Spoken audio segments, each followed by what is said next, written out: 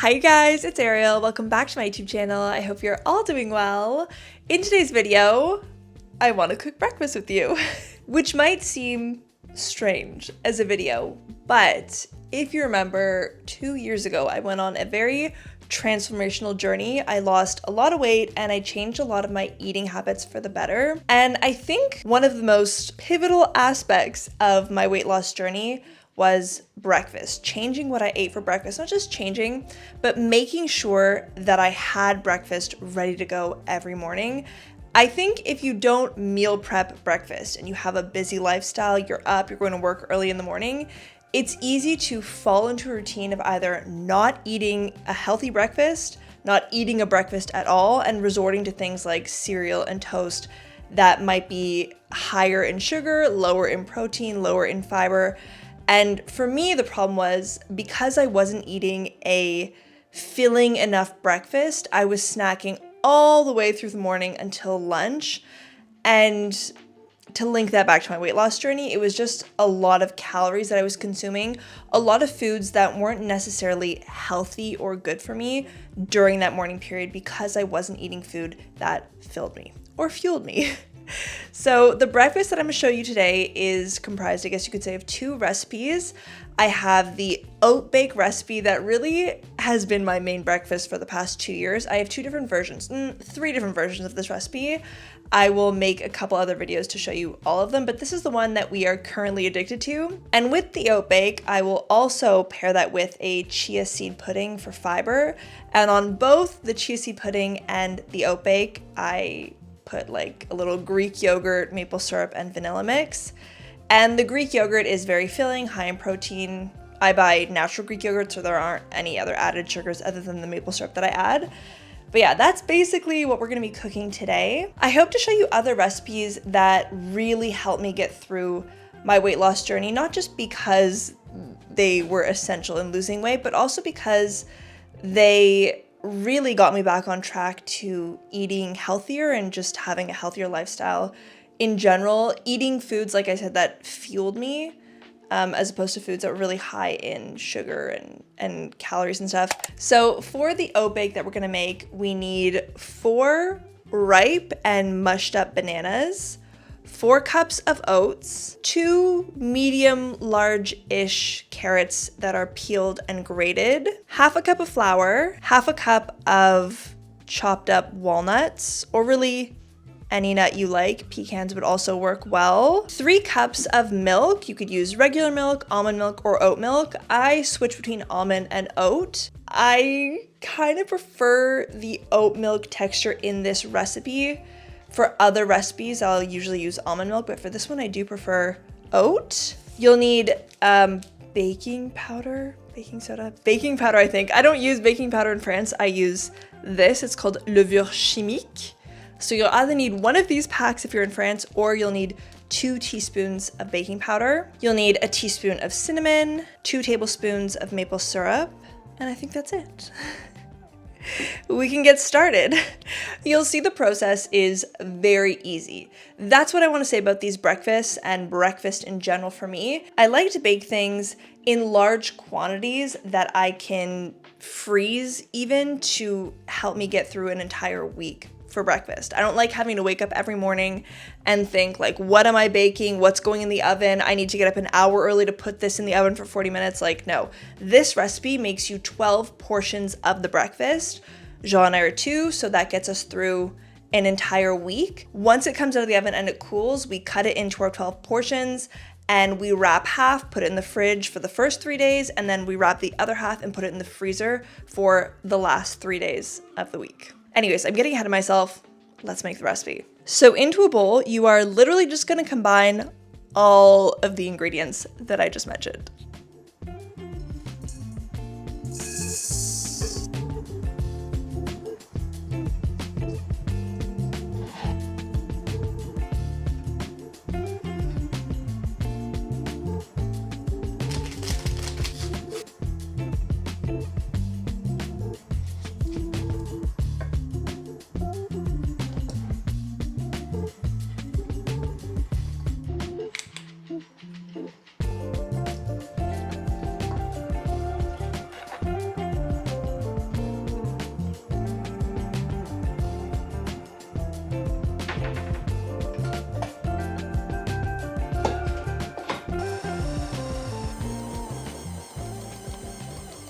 So once it's done mixing, it should look something like this. And the perfect size container for this recipe is the large IKEA glass Tupperware containers. It says 3.1 liters or 3 quarts on the back. And in order to keep the oat cake from sticking, I line it with parchment paper.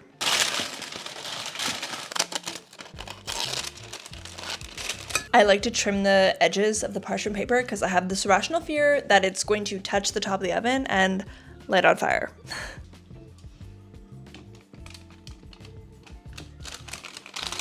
Not even 20 minutes later, you have breakfast for the week. This is what the final product should look like. I'm gonna heat the oven to 350 or 180 and put it in there for between 45 minutes. You'll have to check to see when yours is done. So yeah, I'll see you guys later when it's cooled.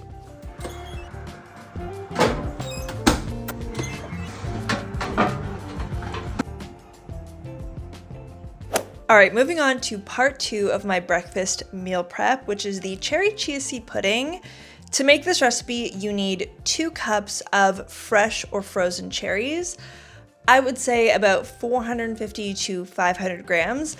I always use frozen cherries, that way I have them year round and they already come pitted. This is what they look like if you buy them in France. I just get them at Picard, which is like a store that's dedicated to everything frozen. You'll also need 2 cups of almond milk, or really any milk of your choice. This is the brand that I use in France. It's called Ecomil with 6% almonds, 10 tablespoons of chia seeds, maple syrup, and vanilla. So first things first, we have to blend up our cherries into a liquid. We just got this food processor slash blender and it's such a dream.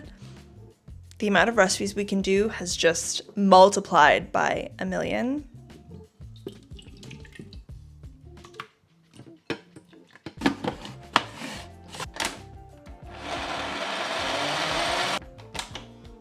Should look something like this. And then to your cherry puree, you're gonna add all your ingredients except for the chia seeds.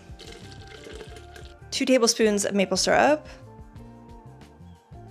and 1.5 teaspoons of vanilla. This is our homemade vanilla, by the way. Made this back in January and it's so good. And I'm just gonna put it back on the blender to make sure that all the liquid ingredients are properly mixed together. Next, you can add in your 10 tablespoons of chia seeds. And then you're gonna put it back on the blender, but you're just gonna pulse it. I'd say like 6 times, because you wanna mix everything, but you don't want to completely break apart the chia seeds.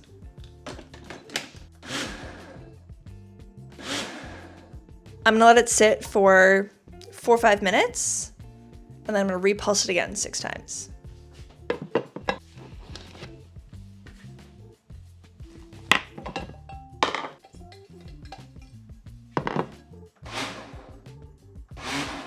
Here's what she should look like by the end. And I'm just gonna plop everything into the same glass Tupperware container and then put it in the fridge overnight. I used to bother with individually portioning out the mixture like into small glass jars, but it saves us dishwashing to just throw everything in the same container, and it literally makes no difference.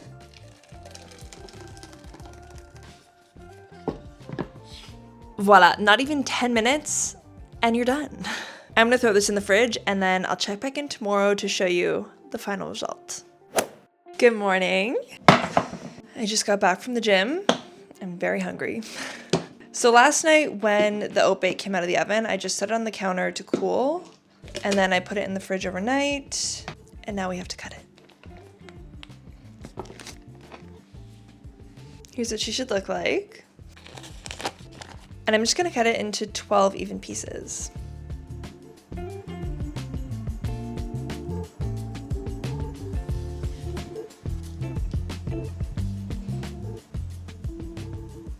So this is what one portion size should look like. I'm just taking out 2 to reheat them in the oven for us for breakfast.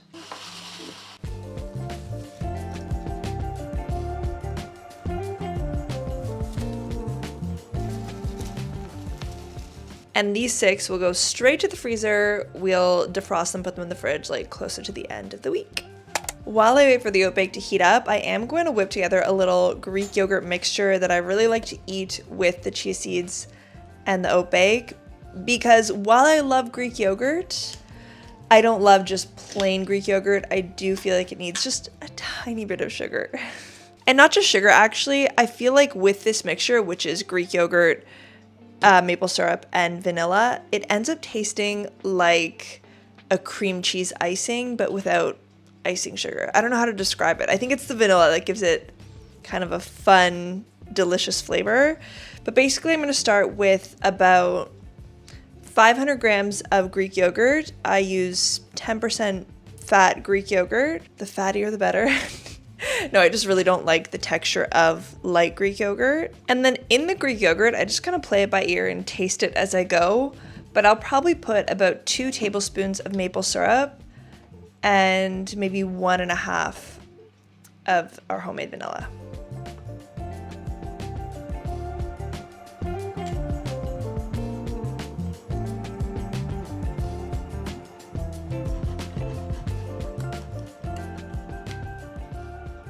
This is our breakfast plated on the beautiful plates that I got from Antique Club, by the way. But yeah, oat bake. This is the chia seed pudding, and I put the yogurt mixture on both. I realized I didn't show you what the final product of the chia seed pudding looks like, so give me a sec.